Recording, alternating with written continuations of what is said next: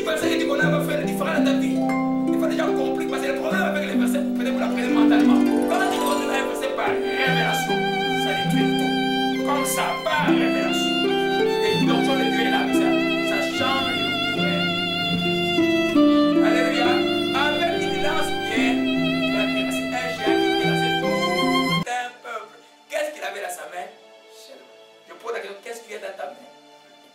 Ce que tu as dans ta main, c'est ce qui va faire avec Dieu, ce que Dieu va utiliser dans ta vie.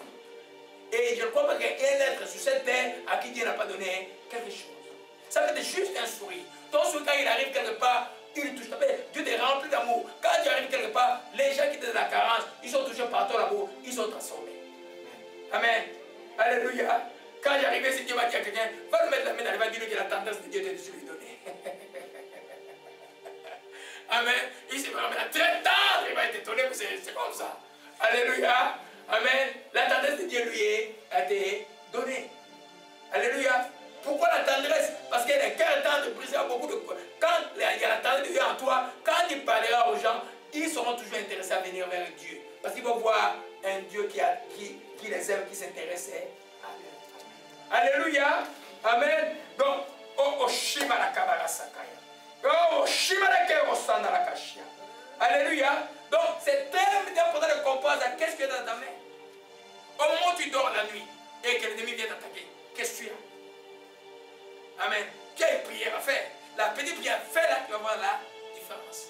Parce que tu ne fais pas la prière en ton nom, tu fais la prière au nom de Jésus. Tu mets la foi au nom de celui qui est au-dessus de tout nom. Et la Bible dit que dans le nom de Jésus, tout genou fléchit où? Dans les cieux, sur la terre et sous la terre. Tout genou, ça veut dire que toutes les principautés, les dominations, les forces de ce monde des ténèbres, toute l'organisation satanique est à genoux devant le nom de Jésus-Christ. Et ce nom est pour toi. Mais il faut seulement y croire. Alléluia. Alors, tu me dis que je n'ai rien, mais tu as le nom de Jésus avec toi.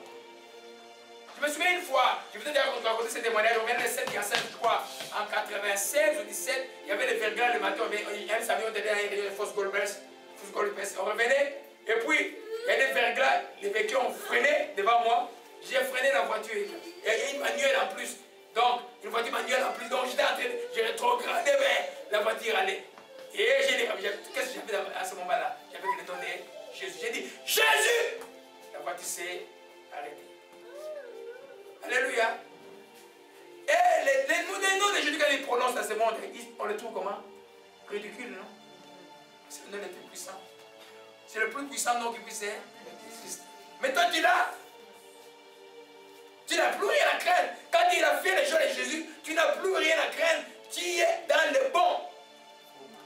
Alléluia. Tu es dans le bon. Amen. David est venu au nom de l'Éternel. Amen. Parce que le nom de Jésus, c'est le nom de l'Éternel. Amen. Et à l'époque, Jésus n'était pas encore révélé. Mais il est venu au nom de l'Éternel, dit à Goliath, aujourd'hui. Et là, il regardait, oh, j'avais pas des armes. Il avait que sa lance-pierre avec une pierre qu'il a frappé et Goliath. Donc, tu ne peux pas imaginer ta foi, ta petite foi quand tu as confiance en Dieu, ce que tu as fait dans les camps de l'ennemi. C'est pourquoi moi, si je peux ma carrière, il y a quelqu'un dans la carte que vous avez envoyée à mon 50e anniversaire, j'ai vos souhaits. J'ai vu quelqu'un qui a écrit au prophète du courage. Je dis, mais qui va dire ça? Il dit au prophète du courage. Je crois que je suis un prophète du courage. Ce soir-là, je l'ai prié au nom de Jésus-Christ. Amen. Alléluia. Parce que tu vois, dans le courage là, ton courage est là parce que tu as foi en Dieu. Ce n'est pas parce que tout va bien là, mais tu as foi que moi je vais m'assurer. Alléluia. Gloire à Jésus-Christ. Et nous pouvons aller encore un autre exemple pour encore prouver que Dieu fait avec ce qui est dans ta main. Vous connaissez Samson? Alors, dans Juge chapitre 15, je vais vous montrer encore quelque chose. Oh, le temps de la joie est là. Amen. Gloire à Jésus-Christ. Juge. Amen. Juge. Oh, Shashana, l'accord de Dieu est là. L'accord de Dieu est là, c'est le temps de la mort qui est passé. Le temps de la mort qui est passé. Amen. Juge 15. Je vais juste expliquer le contexte rapidement. Amen. Et Samson a donné aux gens qui deviennent à son mariage, les jeunes Philistins, ils n'ont pas pu trouver finalement et ils ont menacé sa femme, ils lui ont donné les secrets. Et puis, il est allé tuer les 30 personnes, il a payé ce qu'il devait payer les habits. Et puis en retournant, son beau-père a donné sa femme à quelqu'un d'autre. Alors Samson était en furie. Il faut se lancer pas sur Salom, Samson dans les sites, il y en a, c'est un bon enseignement. Amen, il était en furie.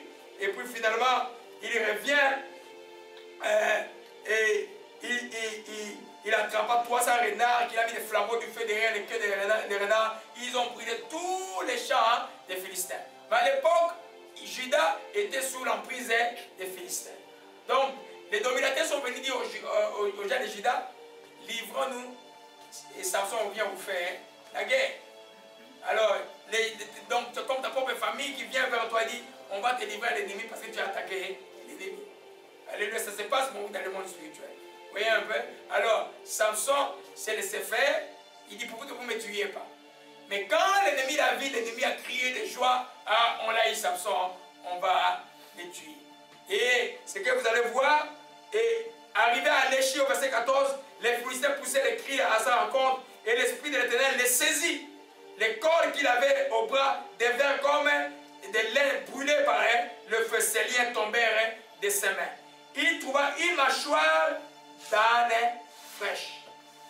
Il étendit sa main pour la prendre et il en tua 1000 hommes. Et Samson dit, avec une mâchoire d'âne, un morceau, deux morceaux, avec une mâchoire d'âne, j'ai tué 1000 hommes. Quand il achevait de parler, il jeta la mâchoire à terre, on l'appela Rat Léchi. Présent par la chambre, il invoqua l'Éternel. C'est toi qui as permis, par la main de ton serviteur, cette délivrance. Maintenant, mourrai-je de soif, tomberai-je entre les mains des incirconcis. Dieu fendit la cavité du rocher qui était à Léchi. Il a sorti de l'eau et Samson, bien, son esprit se ranima, il reprit vie. C'est là qu'on a appelé cette chose. En Corée, il existe encore aujourd'hui à Léchi. Vous voyez un peu, on te livre entre un ennemi, il était lié. Mais quand il a regardé, qu'est-ce qu'il y avait à côté de lui? Une mâchoire. Et c'est ça la mâchoire. Est-ce que tu peux combattre avec une mâchoire d'âne? Qui a déjà vu une mâchoire d'âne? Qui a dit une mâchoire de bœuf? C'est pas la même chose. Tu vois, cette mâchoire-là, d'abord elle est comme ça, tu la tiens comment? Mais avec ça, là, la Bible dit que l'Esprit de l'Éternel fut sur lui. Le Saint-Esprit, avec ce qu'il avait à main, il a tué 1000 personnes. C'est pourquoi quand vous êtes rempli de cette vie, vous êtes une terreur pour l'ennemi. Allez, c'est pourquoi j'ai dit aux enfants, soyez obéissants, soyez du côté de Dieu, du côté. Quand vous êtes rempli, l'ennemi peut tout faire. Avec le peuple que vous allez détruire. Avec une mâchoire d'âne simplement. Il a tué 1000 et il était exterminé. 1000 personnes. Imaginez 1000 personnes. Quelqu'un les tue. Ils ne sont pas venus comme ils avaient des armes. Mais lui, il était plus rapide. Il avait la puissance de Dieu vivant. Tirez la leçon de ça. Le petit boulot que tu as récupéré, ça me mépriser. C'est pas là que Dieu opérera des miracles. Dans l'histoire des pays, pas beaucoup, mais dans l'histoire des États-Unis, il y a beaucoup de grands CEO qui ont commencé simplement comme des ouvriers. Mais il y avait la main de Dieu sur eux, j'ai pu devenir directeur dans l'entreprise. La petite chose que tu as, si tu l'honores, tu mets Dieu dedans. Amen.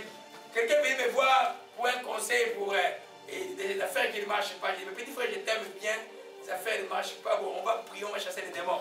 Mais dans les affaires là, si tu ne donnes pas ta dîme à Dieu, là, que moi je ne peux pas t'aider. Je ne peux pas t'aider. C'est ce qui est écrit. Je peux même que tu envoies ça à quelqu'un d'autre aux États-Unis comme j'ai fait pour mon voisin il y a quelques années. Envoie là-bas pour que les choses soient délivrées parce qu'il va dire que le pasteur veut mon argent. Je ne veux pas ton argent, mais c'est le principe de Dieu. Alors j'ai dit, je vais faire ta délivrance, tes choses, mais toi tu dois commencer à mettre Dieu la tête juste toi. Même si c'est petit, Dieu va le faire grossir. Dieu va le faire grossir. Alléluia. Vous savez, quand vous venez à Dieu, il faut comprendre la parole de Dieu. Mais plus tôt que vous comprenez la parole de Dieu, le mieux c'est. Je ne peux pas comprendre les chrétiens qui sont mieux spirituels. Les petits principes là, ils n'arrivent pas à les respecter. Ce n'est pas les gens, vous allez braver, ça ne marche pas ici. Alléluia. Quand il a regardé, il avait une mâchoire d'âne. Il n'a pas réfléchi. Il a dit l'Esprit de Dieu sur moi. Avec ça, là, je vais détruire l'ennemi. Alléluia. Gloire à Jésus-Christ.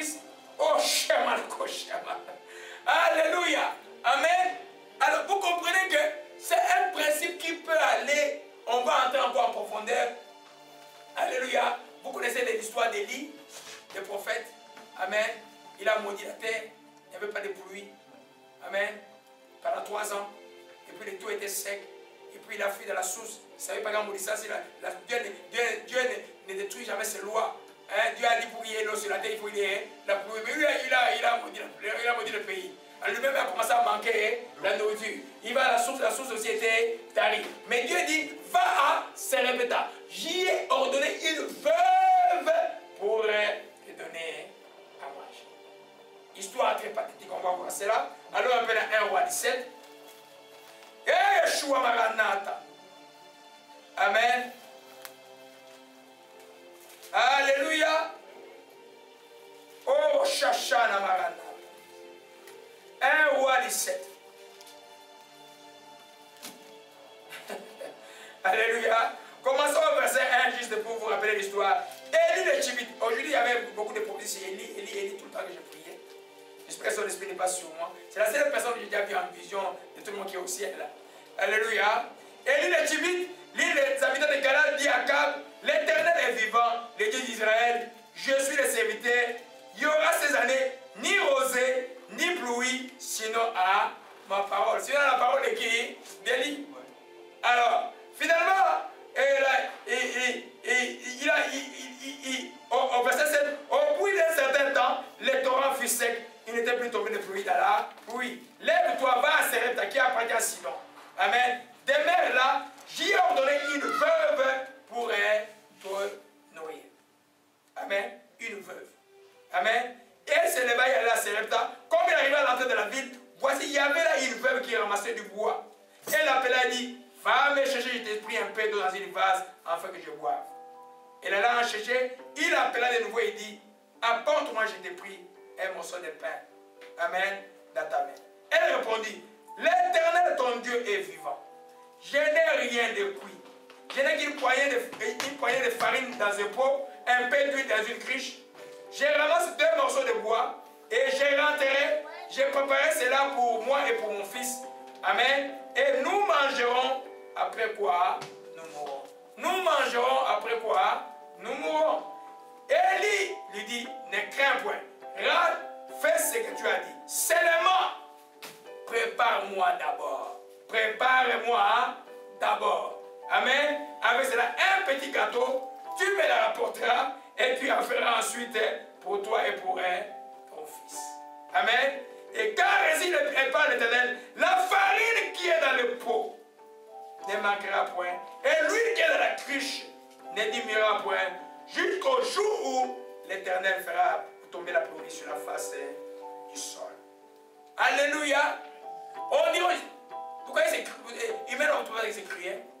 C'est crier d'avoir une belle veuve qui a juste, toi tu viens, moi je suis prophète de Dieu, à moi d'abord, fais-moi d'abord des gâteaux. Ça signifie quoi?